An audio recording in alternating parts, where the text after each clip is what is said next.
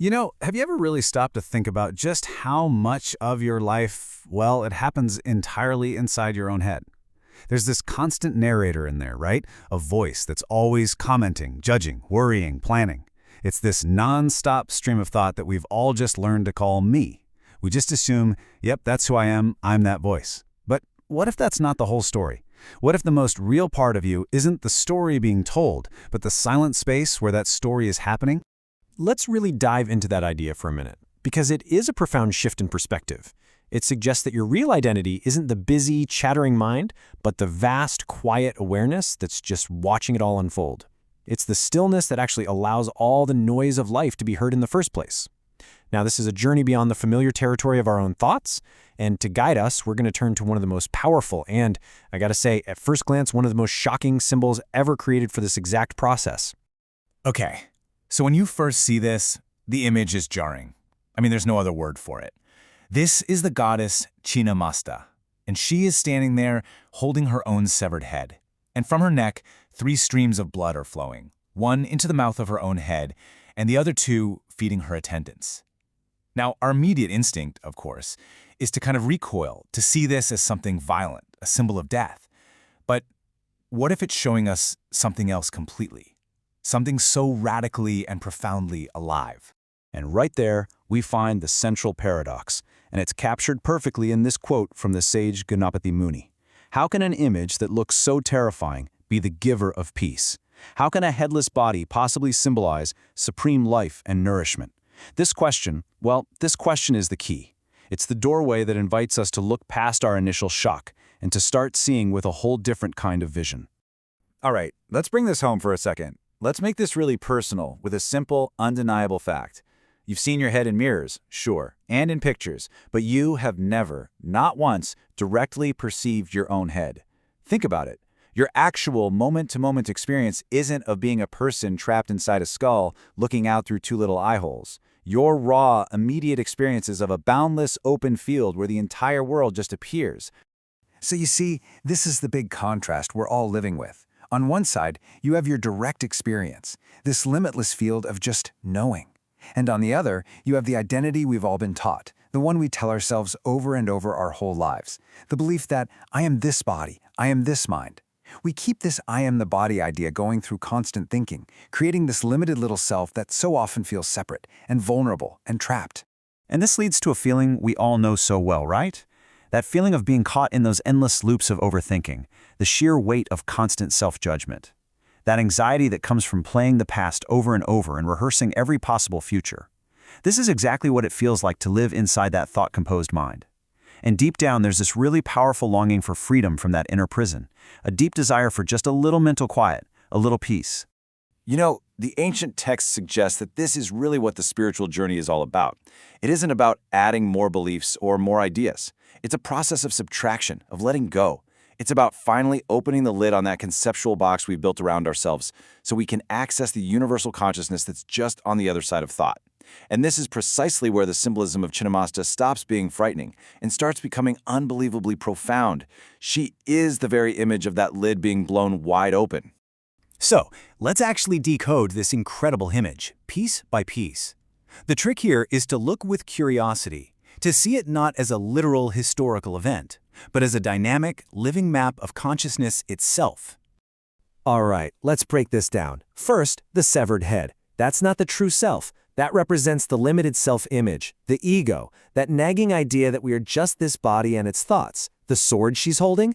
That is the razor's edge of wisdom, that supreme insight that just cuts right through the illusion, separating what's real from what's just a thought. And the blood? Well, that's the universal life force, consciousness itself, finally liberated and flowing freely. Now here's where it gets really interesting. Look at the flow of that life force. Notice how it nourishes everything. It flows back into the mouth of the severed head, which means the mind, the ego, it's not destroyed.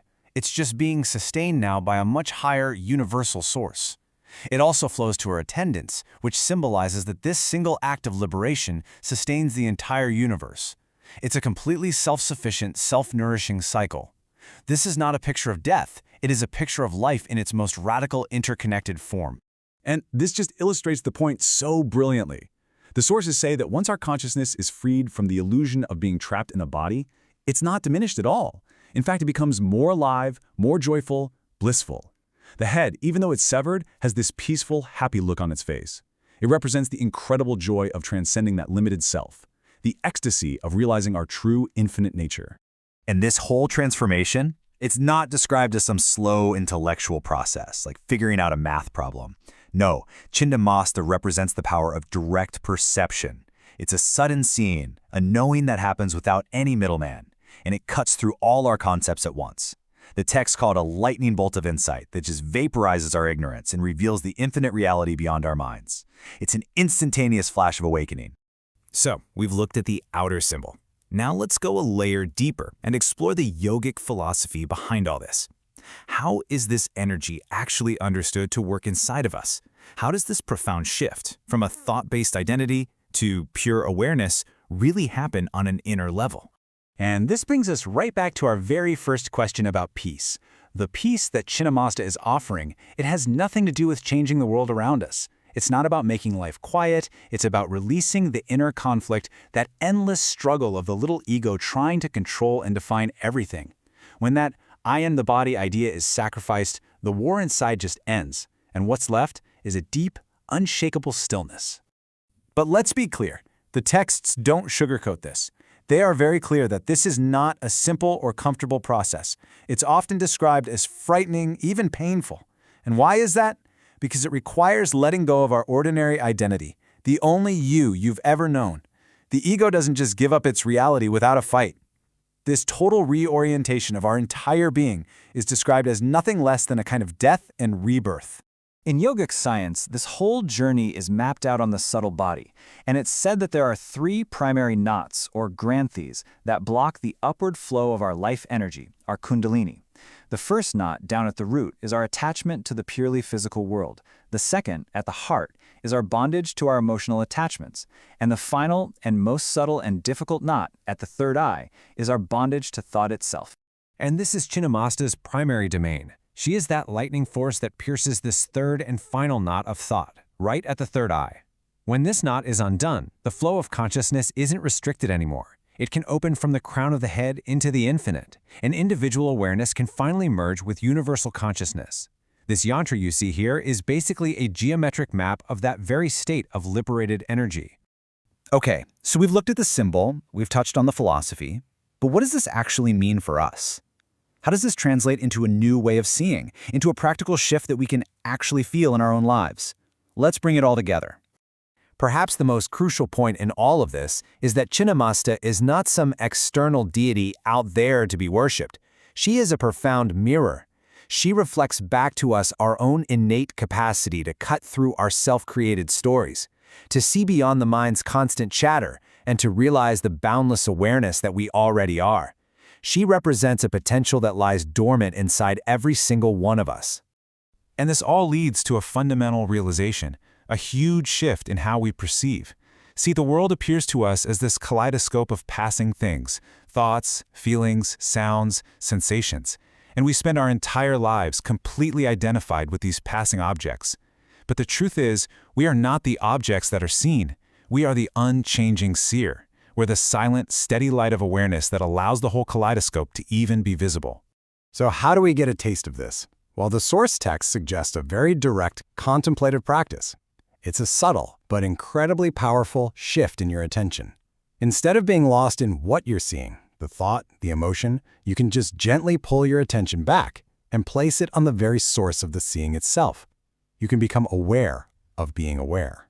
And what happens when we do this, when we just rest as the seer, instead of getting all tangled up in the scenery? Well, the story of me, that anxious, thought-composed self, it just starts to soften. It loses its grip. It's kind of like a wave on the ocean, just relaxing back into the ocean itself. And what's left behind isn't some empty void. It's a full, vibrant, peaceful stillness. Just pure, open, and fundamentally free awareness. And so, we'll end with this question, just for you to carry with you. What would it feel like, even for just a moment, to experience the world not through the dense filter of your past, your labels, and your worries, but to simply witness it? To let life just appear in the open space of your awareness, without a narrator telling you what it all means.